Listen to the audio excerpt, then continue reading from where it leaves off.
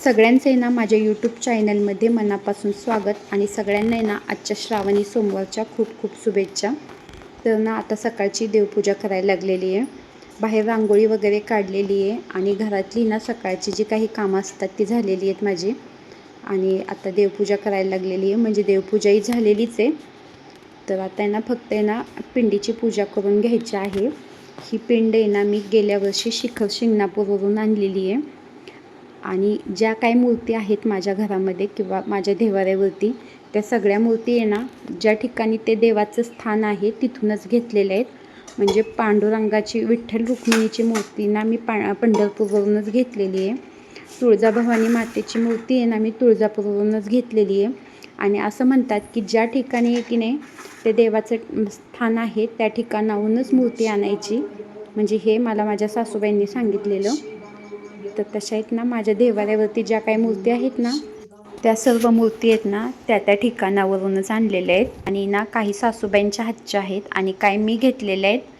आज आहे ना पूजेसाठी बेल नाही मिळाला, बेल काय आणलेला नाही, तर संध्याकाळी की नाही आम्ही महादेवाच्या मंदिरात जाणार आहोत त्यावेळेस आहे ना बेल आणणार आहे, पण आत्ता पूजेसाठी बेल नाही आहे।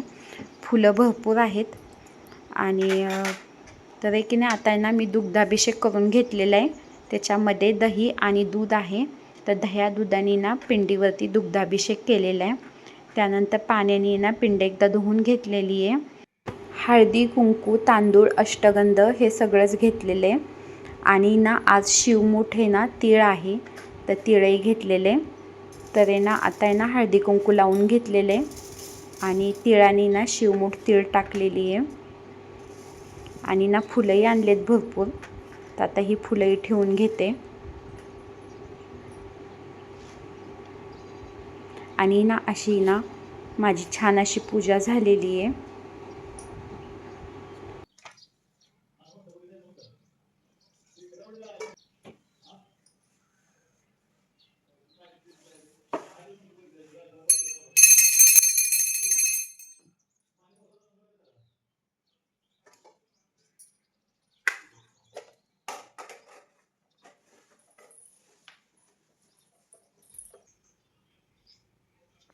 श्रावणी सोमवार म्हणजे सगळ्यांचाच उपवास आणि ना सगळ्यांचा उपवास असल्यामुळे ना साबुदाणा भिजत घातलेले आहे।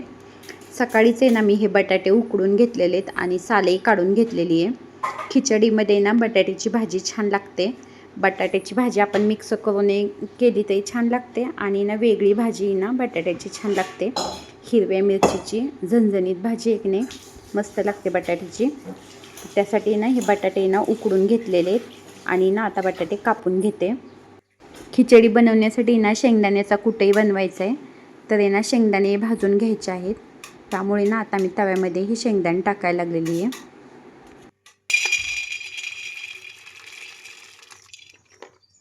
आता आहे ना पहिल्यांदा आहे ना मी बटाट्याची भाजी बनवून घ्यायला लागलेली आहे आणि त्यासाठी ना कढईमध्ये तूप टाकलेले आहे आणि ह्या तुपावरती ना हे बटाटे ना छान असे भाजून घेते।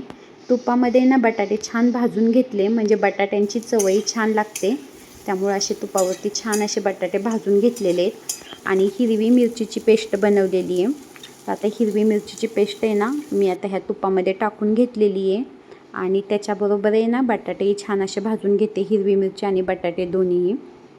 भाजी आहे ना थोडी तिखट असेल ना तरच छान लागते बटाट्याची आणि हिरवी मिरची टाकलेलीच भाजी छान लागते, त्यामुळे हिरवी मिरची टाकलेली आहे आणि वरती शेंगदाण्याचा कूट टाकलेले, चवीनुसार मीठ टाकलेले। आता ना ही भाजी अशी छान अशी हलवून घेतलेली आहे। एक आहे ना 5 मिनिटं आहे ना असे झाकून आहे ना बटाटे शिजवून घेणार आहेत। बटाटे हे शिजलेलेच आहेत, 5 मिनिटं झाकून शिजवून घेणार आहे आणि त्यानंतर आहे ना खिचडी हलवून घेते। साबुदाणा आहे ना मी रात्रीच भिजत घातला होता आणि छान भिजलेला आहे। संध्याकाळचाच आहे ना साबुदाणा भिजत घातला ना म्हणजे छान भिजतो। सकाळच्या गडबडीमध्ये की नाही लवकर खिचडी बनवायची असेल ना तर साबुदाणा आहे ना भिजत घातल्यावरती लवकर भिजत नाही, त्यामुळे ना हा साबुदाणा छान असा भिजलेला आहे। आता ह्याच्यावरती ना हा कूट घातलेला आहे आणि मीठ घातलेलं आहे। रात्री भिजत घातल्यामुळे ना एकदम असा मोकळा साबुदाणा होतो। कढईमधली की नाही बटाट्याची भाजी काढून घेते आणि त्याच कढईमध्ये ना खिचडी बनवून घेते, एकदम अशी मोकळी अशी झालेली आहे। आणि मीठ आणि ना शेंगदाण्याचा कूट आहे ना मी असा खालीच हलवून घेतलेला आहे. फक्त हिरवी मिरची ना आता तुपात टाकून आहे ना तुपामध्ये टाकून भाजून घेणार आहे. आता ही खिचडी आहे ना आता हलवून घेते. बटाट्याची भाजी आहे ना मी काढून घेतलेली आहे आणि ना त्याच कढईमध्ये आता तूप ओतलेले आणि खिचडीसाठी ना हिरवी मिरची वाटून घेतलेली आहे.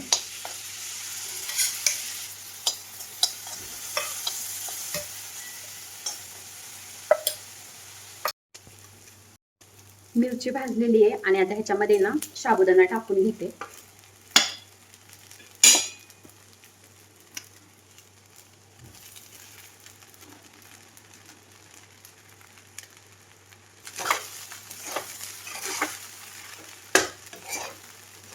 खिचडी ना खूप आहे ना अशी तेलकटही नाही चांगली लागत. कमी तेलामध्ये आणि ना अशी मोकळी मोकळी खिचडी आहे ना छान लागते. नाहीतर आहे ना मग अशी तेलकट खूप खिचडी असेल ना तर आपल्याला हे मळमळतं. आधीच उपवास आणि ना त्यात खिचडी अजून जरा हलवून घेते. ते बघा छान अशी ना मोकळी खिचडी तयार झालेली आहे आणि अजिबात तेलकटही नाहीये. इकडे ना हे दही लावलेले आणि छान असं दही विरजलेले. तर चला आधी की नाही देवाला नैवेद्य दाखवून घेते आणि त्यानंतर मग कपडे धुवून टाकायचे.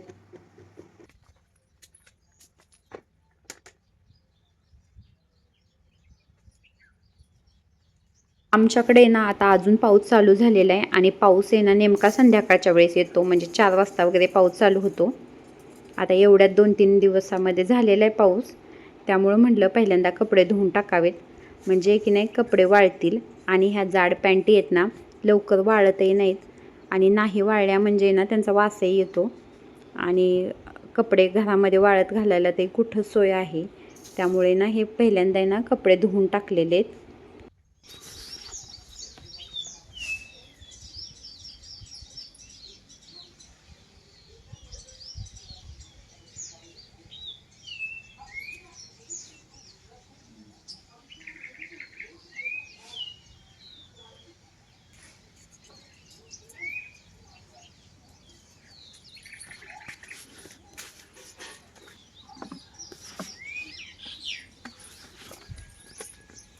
घरातले ना सगळं आवरून आता निघालेली राख्या आणायला. आणि ना मला राख्या खरं म्हणजे पोस्टात टाकायच्यात. पोस्टात राख्या टाकण्यासाठी ना कमीत कमी ना 8 दिवस तरी आधी राख्या आहेत ना पोस्टात टाकायला पाहिजेत, म्हणजे ना राखी पौर्णिमेच्या आदल्या दिवशी ना राख्या पोचतात. पण ह्यावेळेस आहे ना खूपच उशीर झालेला आहे. 2-4 दिवसच राहिलेले आहेत, त्याच्यामुळं आता राख्या पोचतायत का नाही अशी धाकधूक सारखी मनात वाटायला लागलेली आहे.